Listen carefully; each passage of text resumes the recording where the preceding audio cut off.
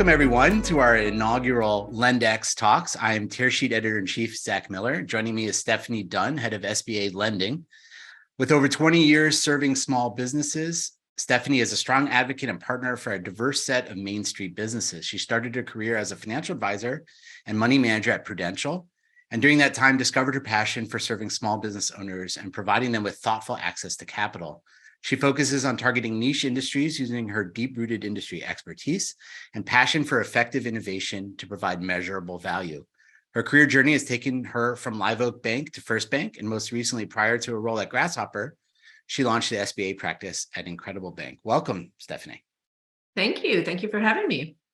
And I'm looking forward to our topic, which is a forward-looking discussion on the state of SBA lending heading into 2024. It's hard to believe we're even talking about 2024, given where we've come from the past few years. I'd love to just jump right into the meat of things. Like, what's your current outlook on the SBA lending market and what opportunities do you see in the space today? Well, I've always been a champion for small business. It's truly my passion, but I also believe it's the heartbeat of America. Always has been, and I believe always will be. Thank God for that. And I think that the outlook is positive. I think the reason I am so passionate about serving entrepreneurs is they are nimble, they roll with the times, they roll up their sleeves, and they find ways to adapt. And that's what we've done since COVID, and that's what we'll continue to do moving forward. I was going to say, like, COVID feels like it started off this sort of chain reaction of small businesses needing to react to very different environments, really. Exactly. I think COVID was an interesting period of time for us in the small business America, and it really forced us to get out of a little bit of a comfort zone that we had been in for a while, and we were coasting there for a while, and life was great for a good period of time. But these corrections happen every decade or so, and we're in one of those corrections. It just happened to come off the tail end of a global pandemic, which who would have ever thought, but here we are. And it really just is one of those market corrections that the small business economy adapted during COVID and now is adapting to this new high interest rate, fast technology environment. So what kind of demand are you seeing for SBA loans right now, particularly as interest rates have risen so high? You know, interestingly enough, I expected a slowdown, but it has been the complete opposite. The small business demand has increased, and it's case in point, probably to a lot of life changes since COVID. So I think there was a shift back to small business, back to entrepreneurial spirit, from the work from home, wanting flex schedules, work-life balance, spending more time with our families. We've reprioritized our families and our lives, which I think was much needed. And that has really shifted to a more entrepreneurial spirit. And that is truly what was needed in this country. That's how this country was built, right? Our entrepreneurial spirit. So I think since that shift to entrepreneurial activities, demand has increased. I think the year over year, if I'm not mistaken, increase in small business loans has increased well over 20%. And what do you think's driving that demand, even as interest rates go up? It's the more small business activity, less big business, because people want that flexibility, or finally have decided I'm going to do what makes me happy in life. And oh, by the way, I can still earn a living and support my family. Great. So it's a shift in lifestyle, but then it's also just an increase in activity. I, for many years, said that this country was at the very beginning of the largest transfer of wealth in our nation's history. As we've talked about for 20 years now, the baby boomers are about to retire. Well, here we are. A global pandemic has really been the catalyst to, all right, we have a generation now that's ready to retire. We have the next generation that's ready to take over. And we have new products available for the next generation now to afford being able to borrow money, buy mom or dad's business or grandpa's business. And so there's a big transfer of wealth. So there is a changing of the guards, if you would, in ownership, and in addition to an increase in entrepreneurial activity. So let's drill down a little bit into these small businesses that you support. And looking forward, as loan demand has risen, what kind of technologies do small businesses need to employ today to be able to, to access lending? And I guess if you're a lender, what kind of technologies do you need to work with small businesses? That's been the multi-trillion-dollar question, right, in small business banking in America. And so with that transfer of wealth that we're going through right now, where the average owner in a lot of industries is over the age of 65 and now is transferring it or selling it to the next generation, to a younger generation. Well, the younger generation is much more technologically interested. So, I don't know about you, but when's the last time you had to deposit a check and you drove to a bank, stood in line and filled out a slip to talk to a teller? It's been a while. Yeah. Yeah, I know. Yeah. It's been a while. Yeah. If someone says I have to do that, I literally would just dread having to do that. So we have adapted now to a certain level of technology, and we're demanding even more now. We're demanding more. We're demanding faster, easier, more intuitive technology. And so I think that banks have a ways to go in meeting in the middle there. So what are the considerations that banks need to grapple with when determining whether to build these types of capabilities that you're describing in-house or to farm them out to an outside vendor?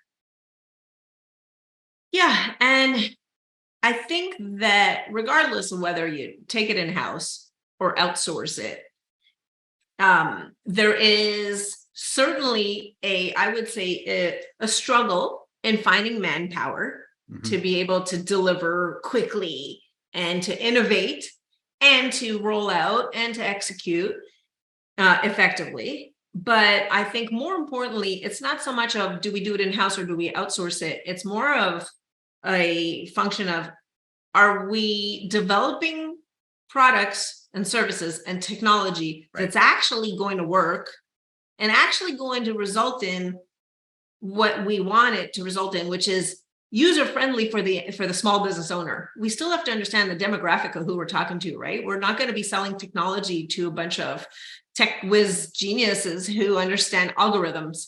So I think there is a gap there in the development and whoever it is that's developing it, making sure it's intuitive for an end user. That makes a lot of sense. And one of the themes we talk a lot about in our coverage at Tearsheet is this co-opetition. It's not banks versus fintechs. It's typically the way forward is working together. So how are banks working with fintechs to implement technology to enhance lending operations? All day, every day. I think it's just as you described it. It's not even, I wouldn't even say there's a segregation anymore. There's so much overlap. Any acronym you can think of, we are all now fully integrated. Let's say we're vertically integrated, whether you're internal or external, everyone is driving towards the same goal. I see. And so when we think about technology and how it touches the lending process, sometimes think of it as a trade-off also with like personal relationships that we have with end customers. How would you say that banks can create an optimal balance between those two things, between a tech-enabled experience and personalized service? There's probably some job security in this industry for you and I in that exact field, because I am a huge advocate of tools. We absolutely must stay ahead of providing tools that allow functionality, but tools will never replace relationship and trust. So I think the tool is almost the prerequisite, the given to be able to just execute on semantics, but behind the tool, it's the relationship that really drives growth. I think what's interesting is we talk about technology providing service at scale, but what that really means to me, at least, and through our coverage is okay, it may be automated, but the end user, the small business at the end of the day, still feels like they can have a personal relationship, even if it's delivered through technology. Right. Yeah. Exactly. 100%. And, I think that interestingly enough, the financial sector or the banking sector was really lagging from a technological advancement perspective. I mean, we were behind every other industry, right? I mean, it's pretty interesting when healthcare is ahead of finance. It's lapping finance. Yeah. That's like bizarro world. And so perfect example though. Look at the healthcare industry, Teladoc and all the, the My Chart portals and everything. It's not going to replace my doctor. I still want to know there's a doctor behind this, and it's not an ChatGPT or an AI that's going to perform my surgery. I want to make sure there is a human somewhere that is analyzing and providing human consultation, right? And I think it's the perfect. We can use the health industry as a perfect side-by-side example for the financial services or banking industry. We have to have the tools. We have to provide access. The biggest tool for me in describe what a financial service or a banking tool or technology means. Access points. That's it. Access points. We use that word a lot. Yes. Yeah. And sure, we can say that now there are more than ever. It's existed now for probably decades, I would say, but more than ever, we certainly rely on algorithms for decisioning and risk rating, scoring models, right? Scoring models. But there is a human somewhere that's determining what the score means, where you sit on a chart of a score somewhere, and the degree of scoring and relativity, right? So I think that all we need to do is continue to develop tools, access points. And then behind those access points, it has to be intuitive enough that there is still that human connection and the human relationship. I appreciate that you use the health industry as sort of a benchmark, because the genesis story of Tearsheet, which I started over 10 years ago, was always like the financial services industry is one of the last to be digitized, and so like, how do we tell that story? And you just told it very succinctly. Steph, I want to ask you, what are some practical ways that digital banks can better market their lending services to reach customers where they are today? Well, I've been beating this drum for 25 years now. I have, just to that point, the banking industry or financial services industry has really lagged in technology and in marketing. I think it's so interesting because we assume that the end user understands bank acronyms and bank product terminology, and we've almost forced the lingo or the industry onto consumers, which is great. It was great from an education standpoint. I think people are a lot more financially savvy today than they were 50 years ago, right? Probably because of that, because of all the push campaigns, right? Of acronyms and everything else. But it has always baffled me when a marketing campaign is launched for a certain product. How is it possible that someone who owns a pizza parlor knows that they want an SBA 7A or a 504 loan product that's based on a 25-year amortization? How would they possibly know unless they're a banker? So the marketing campaigns have a disconnect. We're pushing product instead of pulling demand. A small business pizza shop owner doesn't know what product he needs. And he certainly doesn't know the acronym. What he knows is he needs to buy an oven. So why don't we have a marketing campaign on buying ovens? And we're the experts. It's again, comparing to the healthcare industry. We're pushing out medicine and we're forcing people to self-diagnose, and then know that you need this medicine. See how backwards that is? Yeah. And I guess to your point, also that messaging, that push messaging also reflects the silos that banks reside in. If we're talking about bank lenders, right? So when we talk to a small business, like, how does that loan sit alongside all the other financial parts of your life that you have dealing with our financial institution too? It's sort of seen that product's on an island as a way. So maybe from that perspective, how do we get better at personalizing the offers and matching product recommendations to what our small businesses need? And now I'm going to tie it in with a beautiful Put step a nice bow on it. Yeah. Yeah. You know what? The technology that provides the access. So technology, again, John, the pizza parlor owner, you know what he goes to? He goes to the Google.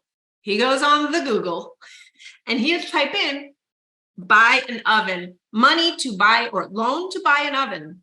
Well, then we need to continue to build out algorithms and using technology and intuitive technology, not just a basic search engine. Because again, the basic search engine, to your point, already assumes they know what they want. They're it's looking not for it already. looking at the big picture. They're just going to push one medicine. Well, what if that medicine counteracts with the other medicine he's on and the guy explodes, right?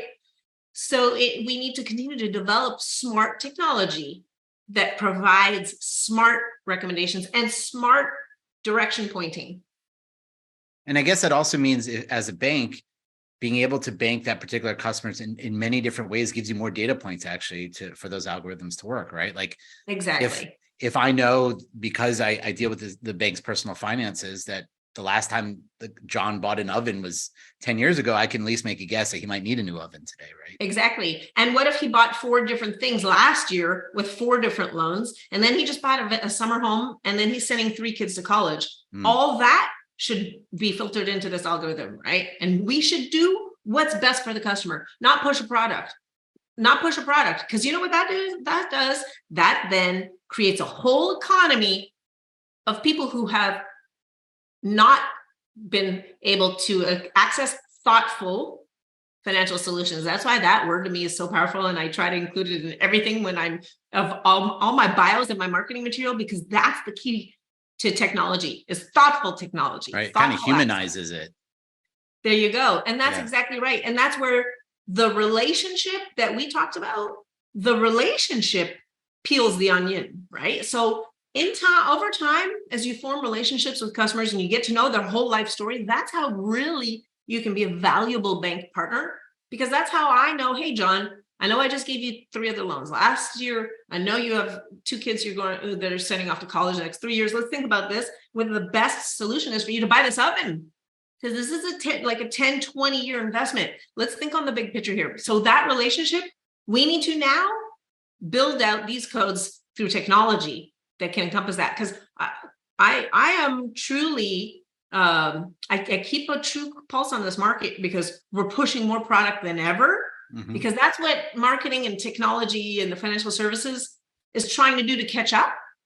Well, that actually is not thoughtful for a long-term service of a customer. Right. It's like short-term. And I like the example that you used about John, about the oven, which he's buying for his business, but the financial examples, the strain on him, you gave personal examples. So was that by design? Also, like the idea that for a small business lender to do this, well, you actually have to know a lot about the person behind it, because these are commingled. His life is commingled. Well, and we always say it's just money. It's not personal. That old saying 100 years ago. Well, guess what? In small business, it's all personal. An entrepreneur and a small business is a family business. Most of the time includes multiple family members. And most of the time, the family is solely reliant on that business for their education, for their food, for their housing. So it's all personal. Got it. We're getting to the end of our conversation. It's been fascinating. I have one last question for you, and I have to ask you this question. It is the buzzword of the day, and that's AI, of course. What do you see, Steph, as AI's role in the lending process, particularly in the steps for pairing demand with supply, getting the right loan to the right business? I think there's opportunity there. I think we can certainly harness that technology and continue to use the AI technology as a catalyst to progress in financial services and in banking, to provide those access integration. And I think AI probably has a quicker ability to pull all the data points across multiple industries, multiple spectrums, than if humans had to build it over time. I think AI will afford us too the luxury in more of a cross-pollination of data. more than ever, because just like we said, when we're looking at the pull factor in serving small business economy and small business loans, we have to know their entire life picture. So I think AI has more of an ability to pull multiple data points outside even of our banking algorithm data points that we pull. So maybe it'll help us have a bigger, wider range of data. So I guess, as part of that answer, you're saying also that in the future, lending could or should incorporate more data points outside of the traditional ones. Is that what you're saying? 100%. Yeah, it should include lifestyle points and health data, demographics data, other family that's involved in the industry and their data points, age, near to retirement or life changes, getting ready to marriage, children, family stages of life, or are you older and nearing retirement stages? All that factors into borrowing money. When you borrow money or you are looking for bank services, it's a true functionality to support your life, because we need money to pay to run our businesses, but also to maintain our lives and our children and our livelihood and our futures. So again, I think we can certainly develop AI from a technological standpoint to help us pull more data faster and make it more intuitive, right? Versus just, again, like I said, where we are now is you enter a few data points and you get a score. It is so archaic. And the score is based on, well, did you move a lot over the last 10 years? How does that tell you anything about someone's financial burdens, right? Maybe that was a positive thing, but we treat it as a negative.